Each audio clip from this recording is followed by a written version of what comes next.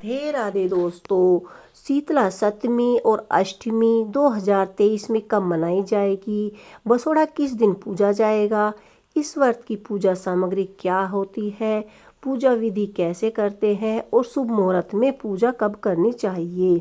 और शीतला माता पूजन हमें कहाँ और कैसे करना चाहिए और क्यों करना चाहिए, ये सारी बातें जानने के लिए इस वीडियो में मिलते हैं।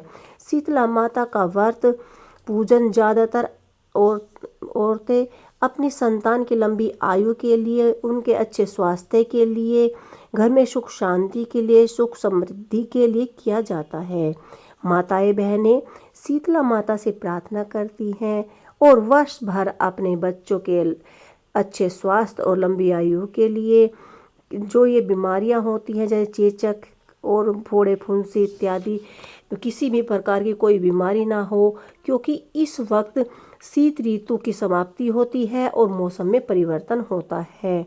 तो इसीलिए माता शीतला माता का पूजन किया जाता है।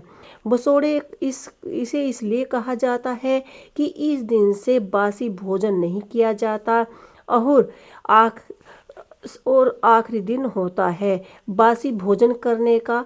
इसके बाद जो बासी भोजन नहीं किया जाता, इसलिए इसे बसोड़ा कहा जाता है। शीतला माता की पूजा और व्रत रखना चाहिए।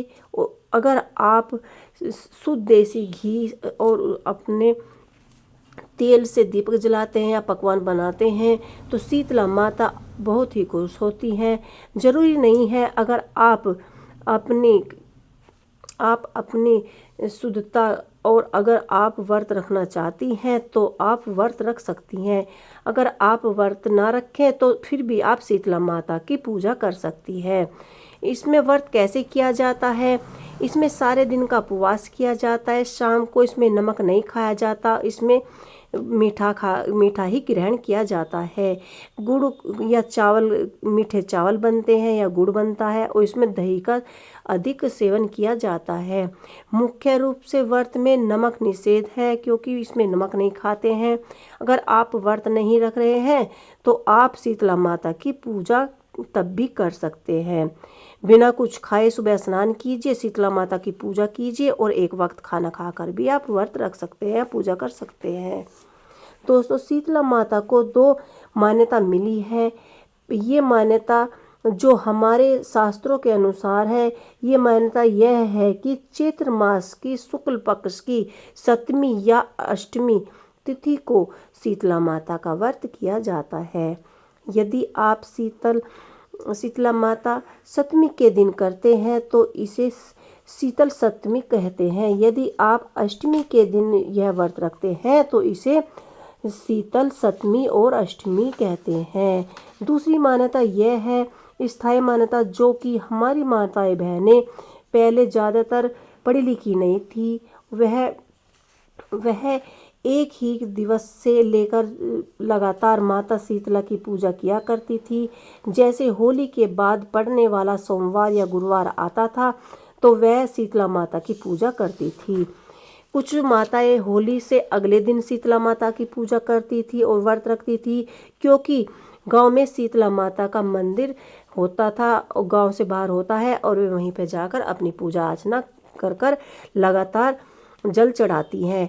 अगर आप 7 लोटे जल लगातार चढ़ाती हैं तो शीतला माता की पूजा पूर्ण मानी जाती है। ऐसे ही वह 7 लोटे रोजाना 1 लोटा रोज चढ़ाती है तो 7 लोटे चढ़ाकर अपना व्रत पूरा करती हैं। उसी दिन वह शीतला माता का व्रत यानी बसोड़ा कर लेती हैं और अब आप शास्त्रों के अनुसार शुभ मुहूर्त देखकर ही अपना व्रत कीजिए। शीतला माता की पूजा के लिए कुछ नियमों का पालन करना होता है, जैसे गर्म पानी में नहीं नहाना है, गर्म वस्त्र नहीं पहनने हैं, सोने के पसीने या सीने से जो कार्य न कर सके, कपड़े ना काटे, सीने का पिरोने का, सुई का काटने का, ऐसे कार्य नहीं करने चाहिए। जानवरों को नहीं पीटना चाहिए और दान बहुत ज़्यादा करना चाहिए। किसी के कार्य को मना नहीं करनी चाहिए।